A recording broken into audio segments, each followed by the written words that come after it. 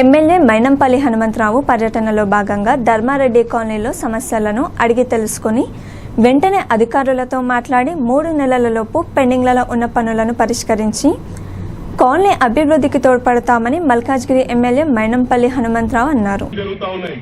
వర్షాకాలం రాగానే మునిగిపోయి బాధపడతారు. మళ్ళీ కాలనీ నుంచే ఒకరో ఇద్దరో దాని వర్కింగ్ స్టాప్ చేస్తారు. సేమ్ థింగ్ మల్కాజ్గిరిలో కూడా ఒక బాక్స్ ట్రైన్ ఆగిపోయింది. దాన్ని రాజకీయం చేసి మరి మా కాలనీలో బాగున్నా మేము మా కాలనీ నుంచి డ్రైన్ పోవద్దంటారు. మరి వేరే నీ కాలనీ నీళ్ళు వేరే కాలనీకి పోయినప్పుడు వేరే కాలనీ నీళ్ళు ఈ కాలనీకి ఎందుకు రావద్దని చెప్పి ప్రశ్నిస్తా ఉన్నాం.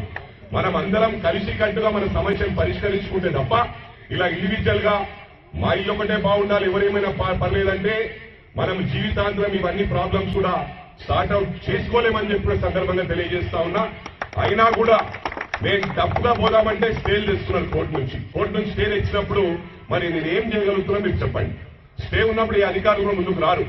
ఇప్పుడు ఇంకోటి ఆల్టర్నేట్ ఉంది అంటే ఎందుకంటే అప్పుడు ఎన్నోసార్లు విజిట్ చేశాం. మల్కాజ్గిరిలో ఎన్నో కాలనీస్ ఉన్నాయి. ప్రతి కాలనీకి 20 సార్లు 30 సార్లు పోతే ఎక్కడ ప్రాబ్లమ్స్ అక్కడనే ఉండిపోతాయి. ఇక్కడ మేము సార్ట్ అవుట్ చేయాలి. ప్రాబ్లం ఎక్కడ సమస్య ఉందో అక్కడ ఎక్కువ సార్లు విజిట్ చేస్తాం. ఇక్కడ చాలా సార్లు విజిట్ చేశాను. ఆ లాస్ట్ మినిట్ లో మీ కాలనీ అంతా కాంప్రమైజ్ అయితే నేను హర్ట్ అయ్యి బాధపడి మరి కాలనీ వాళ్ళే నేను కూడా సొంతంగా డబ్బులు 2 lakhs ఇస్తా అని చెప్పాను. ఆ రోజు దాని గురించి ఐడియా తగ్గింది. అయినా కూడా కాలనీ వాళ్ళు కాంప్రమైజ్ అయినప్పుడు నేను ఏం చేయాలో మీకు చెప్పండి. ఏదేమైనా పోనీ ఇంకా మర్చిపోండి. ఎందుకంటే మీకు వాస్తవాలు తెలియాలి. కొంతమంది ఏంటంటే ఆఫీస్కి వెళ్తా ఉంటారు, మార్నింగ్ వెళ్తే ఈవినింగ్ వస్తారు. వాళ్లకు క్లారిటీ ఇవ్వాలని చెప్పాను తప్ప నేను ఒకరిని కూడా బ్లేమ్ చేయడానికి కాదు. నేను కుటుంబంలో అందరం కలిసిమెలిసి పోవాలనేదే ఉద్దేశం నాది. ఏదేమైనప్పటికీ కూడా నేను వెంటనే జోనల్ కమిషనర్ గారికి మాట్లాడతాను. కొందరు పిల్లలు మేము వాళ్ళతో చేపించుకుంటాం వీళ్ళతో చేపించుకుంటామని చెప్పి చెప్పడం జరిగింది. మరి ఏమి చేయలే. ఒకటే మీకు విజ్ఞప్తి చేస్తా ఉన్నా, నేను పని చేయడానికి ఎప్పుడు కూడా కాంప్రమైజ్ కాను, వెనుకకు దగ్గను. కానీ ఇది మీ కాలనీ మిస్టేక్ వల్ల ఆ రోజు టోటల్ కాలనీ కమిటీ మరి పాత కమిటీ ఎక్కడ పోయిందో తెలియదు.